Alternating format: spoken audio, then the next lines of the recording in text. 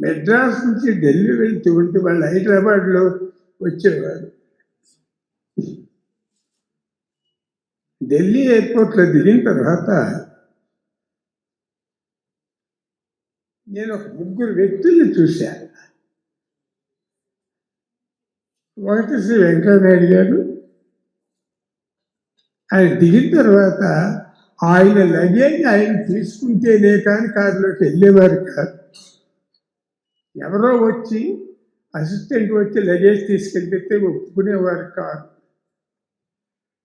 అంతే, అంత సామాన్యతగా సింపుల్సిటీగా బ్రతికినటువంటి పద్ధతులు నేను ఆ దగ్గర చాలా నేర్చుకున్నాను.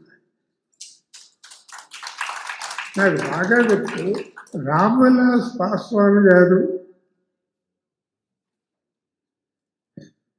ఒరిస్సా బారిపదా నుంచి ఒక ఎంపీ గారు, అప్పుడు ఆ రోజుల్లో మినిస్టర్స్, సెంట్రల్ మినిస్టర్స్,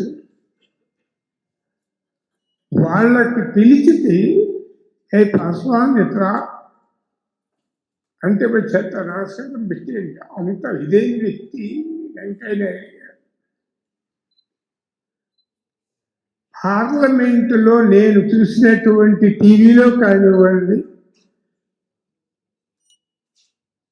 ఆ రోజుల్లో వాజ్పేయి గారు, వెంకయ్యనాయుడు గారు, మన ఈయన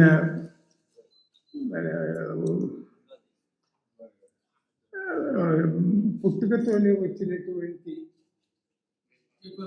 జైపాల్ రెడ్డి గారు, వీళ్ళు మాట్లాడుతూ ఉంటే ఎంత ఈ పార్లమెంటు సభ్యులు ఎవ్వరూ కూడా మాట్లాడుతూ నిశ్శబ్దతో అనేది అంటే ఎంత చక్కగా ఉండేదంటే వారి దానికి వారు మాట్లాడే విధానం నేను ఆశ్చర్యపోయేవాడిని.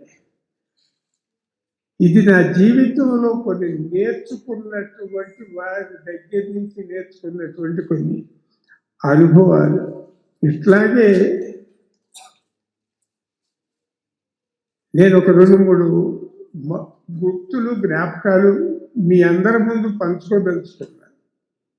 నేను జంషెడ్జీ తాత గారితో బాంబే టు ఢిల్లీ ట్రావెల్ చేశాం 3 సార్లు.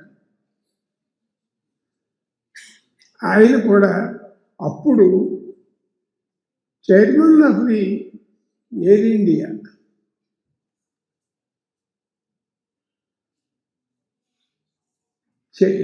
ఎగ్జిక్యూటివ్ డైరెక్టర్స్ అందరూ కూడా వచ్చి జంషెడ్జీ గారి విఐపి రూమ్ ఓపెన్ చేశామండి, రండి కూర్చోండి అంటే వద్దు అని చెయ్యి ఊపేవాడు.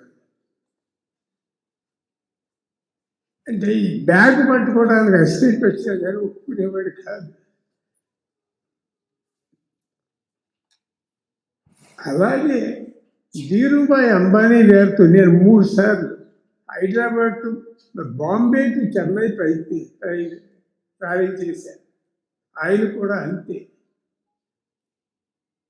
అమ్మాయి అల్లుడు ఎయిర్పోర్ట్కి వచ్చి వాళ్ళు బ్యాగ్ తీసుకుంటారంటే కూడా ఇచ్చేవారు కాదు. అంటే అట్లాంటి వారి దగ్గర నుంచి నేను చాలా చాలా చాలా నేర్చుకున్నా. అదే నా అనుభవం అని వెంకయ్యనాయుడు గారి ముందు నేను చెప్పదలుచుకున్నాను. నా మనసులో ఉన్న మాట, సింపుల్సిటీ అనేది లైఫ్. మనం చాలా సంపాదిస్తాం, చాలా ఖర్చు పెడతాం, అనుభవిస్తాం, గెలుస్తాం, ఓడిపోతాం. ఈ సందర్భంలో నేను రజనీకాంత్ గారి గురించి కూడా దయచేసి వారి యొక్క అనుమతితో ఒక 2 మర్చిపోలేనటువంటి సంఘటనలు చెప్తాను.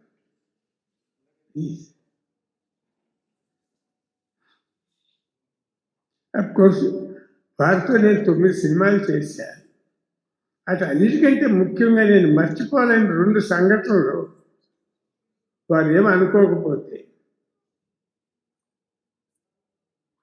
మేమందరం షూటింగ్ చేస్తూ మధ్యాహ్నం లంచ్ టైంలో వారికి క్యారియర్ మేకప్ రూమ్లో పెట్టించి మేమందరం స్టాఫ్, మేము టెక్నీషియన్స్, మిగిలిన ఆర్టిస్టులు అందరం బయట తాటాకుల పందిరి దగ్గర, కొబ్బరాకుల పందిరి దగ్గర కూర్చుని భోజనం చేస్తూ ఉంటే ఆయన క్యారియర్ పట్టుకుని వచ్చేసాడు బయటకు ఒక రోజున. పొందరాదు, నేనేమన్నా అంటరాని వాడినా?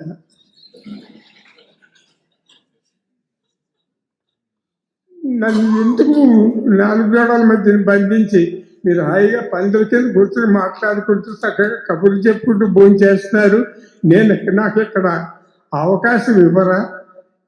నేను అంతరా అని వాడినా అనే మాట కూడా వాడారన్నారు.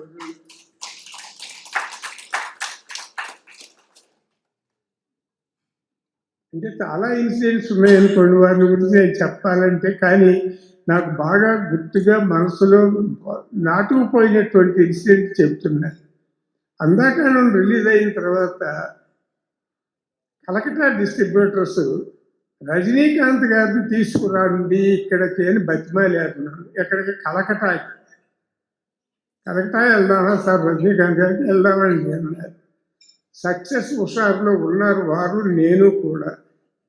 కలకత్తా వెళ్తామంటే ఎయిర్పోర్ట్కి వెళ్ళిన తర్వాత వంతగారు నేను ఒక ప్యాంటు ఒక షర్ట్తోనే వచ్చాను. కొన్నాళ్ళే బాబు అన్నాను అని ఎయిర్పోర్ట్లోకి వెళ్ళాను. ఎయిర్పోర్ట్కి కాట్మండ్ వెళ్ళాలి అని మా ఇద్దరు ప్లాన్. కాట్మండ్ వెళ్తానికంటే ఇక్కడ ఒకే షర్ట్ ఒకే ప్యాంట్ అన్నారు. సరే అని చెప్పేసి తీసుకుందామని అనుకున్నాం. అయినా ఎయిర్పోర్ట్లో అన్నారు ఒక మాట, కొంచెం ఎందుకు డబ్బులు ఖర్చు పెట్టి ప్యాంటు షర్టు కొంటాం? ప్యాంటు నా దగ్గర ఉంది, ఒక షర్ట్ మీరు ఇవ్వకూడదా నాకు?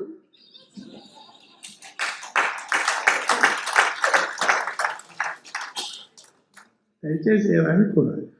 ఇంత ఈ సందర్భంలో నిన్న మనసులో చెబుతున్నా. ఆ షర్టుతో వారు కలకత్తా వెళ్ళాం, నేపాల్ వెళ్ళాం, తిరిగి వచ్చాం. ఎందుకు చెప్పాల్సి వచ్చిందంటే సింపుల్ సిటీ అనే దాని మీద. అఫ్కోర్స్ నేను చిన్న జోక్ మాట మాట్లాడుతూ అరే అనుకోకపోతే ఇంకా నాకు ఆ షర్ట్ రిటర్న్ ఇవ్వలేదమ్మా.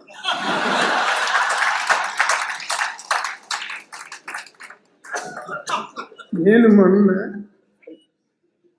ఇట్లా ఒక ప్రాజెక్ట్ చేశాను రంజయ్ గారు, తమరు రావాలి అని అంటే, నేను మిమ్మల్ని కలవాలటానికి హైదరాబాద్ వస్తున్నాను అంటే, ఎందుకు అంటే చెప్పాను, దీనికోసం మీరు రావటం ఎందుకు, మీరేం రావద్దు, నేనే వస్తాను.